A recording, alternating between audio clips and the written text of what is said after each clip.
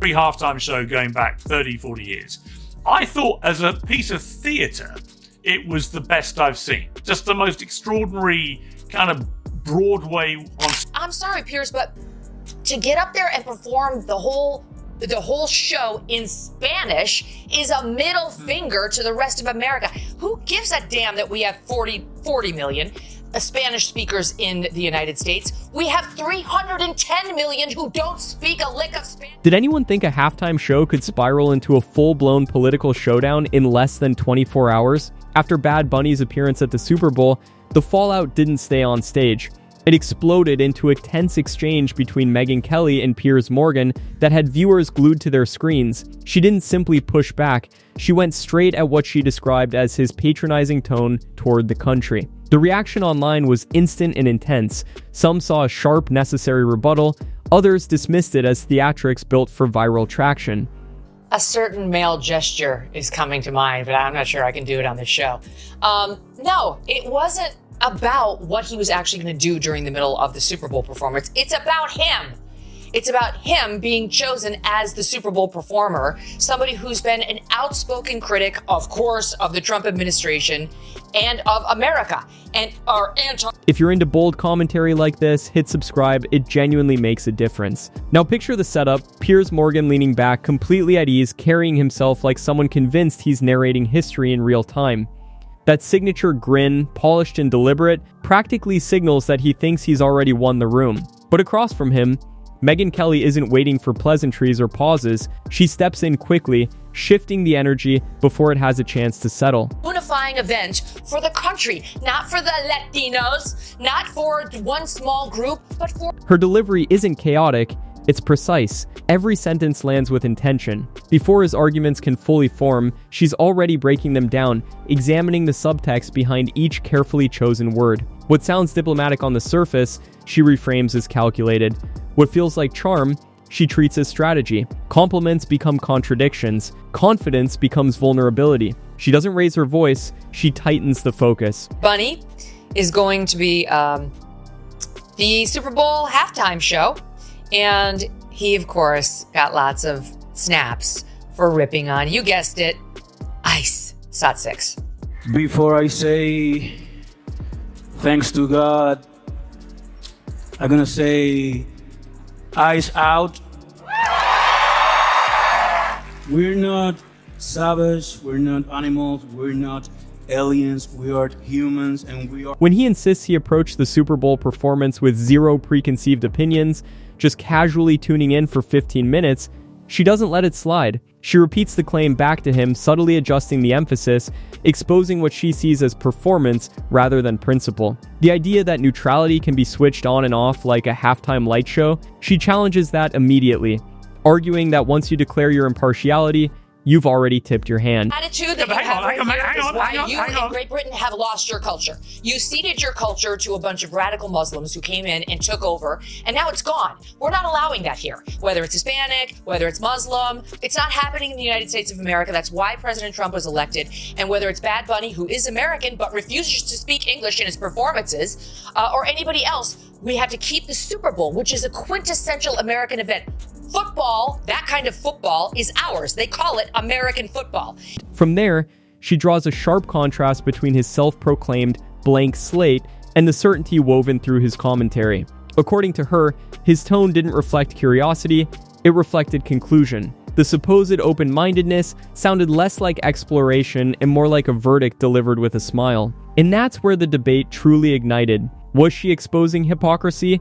Or was this confrontation just another spectacle in an era that thrives on them? Get off of this Bad Bunny because he gets selected to play in this and released a statement. What I'm feeling goes beyond myself. It's for those who came before me and ran countless yards so I could come in and score a touchdown. This is for my people, my culture, and our history.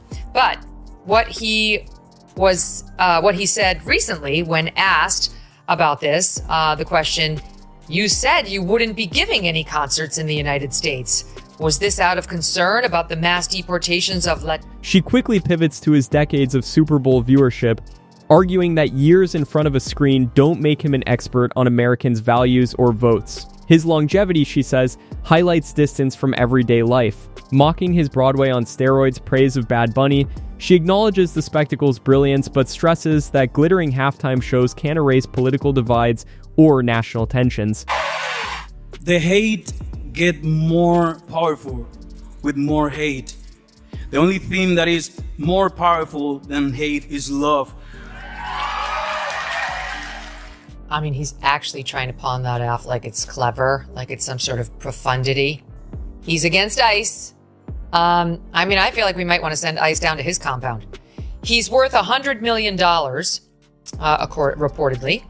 And let's see, he won $3 grand. Her pace sharpens as he feigns confusion, a luxury reserved for those insulated from criticism. She pivots from the performance itself to its choices, praising the music and choreography, but highlighting his record, his criticism of Trump-era immigration policies and border enforcement.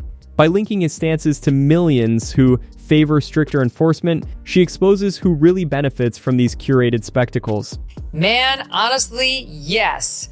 There was the issue of, like, fucking ICE could be outside my concert, and it's something that we were talking about and very concerned about.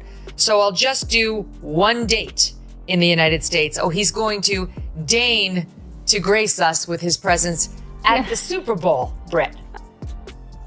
Okay, I'm gonna be the first to admit I'd heard of Bad Bunny. I didn't know who this guy was. So I'm like, who is Bad Bunny? I mean, I know I'm old, but I'm not that.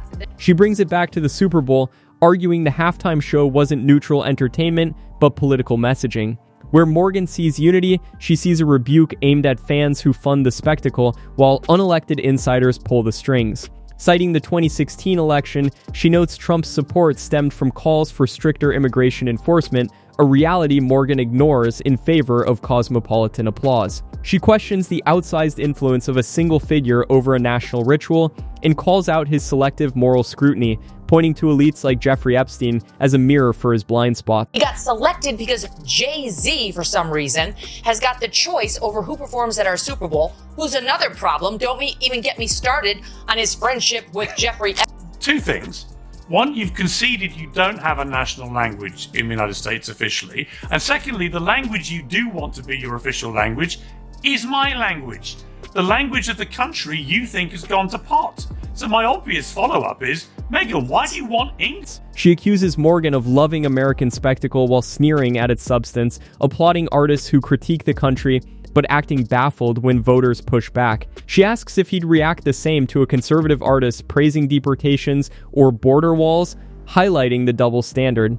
The point lands, he profits from culture while posturing above it, forgetting the Super Bowl is a civic moment, not just entertainment. Returning to Bad Bunny, she refuses to vilify him, focusing instead on Morgan.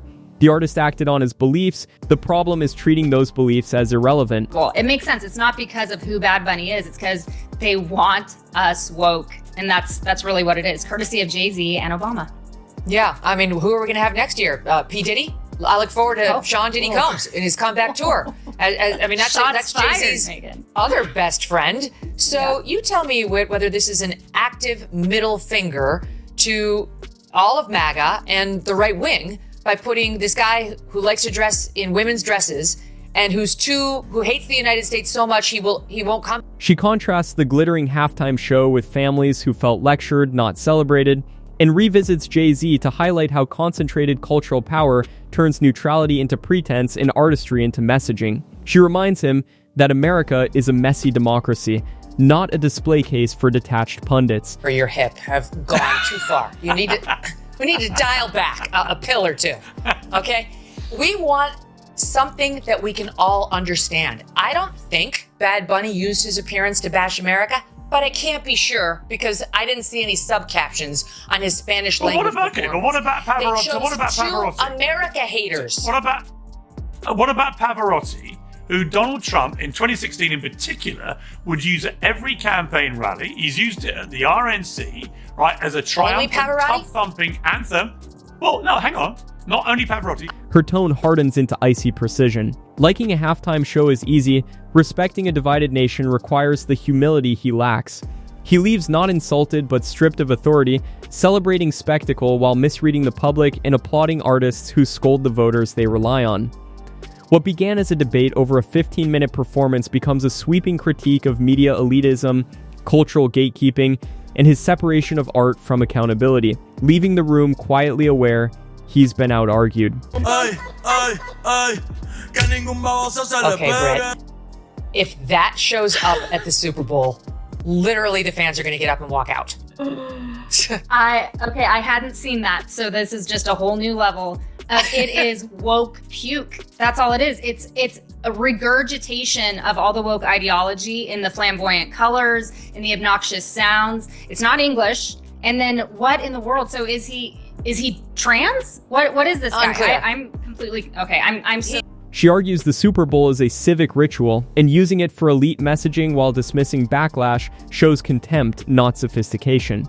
Highlighting selective outrage, she contrasts harsh scrutiny of conservatives with leniency for insiders like Jay-Z.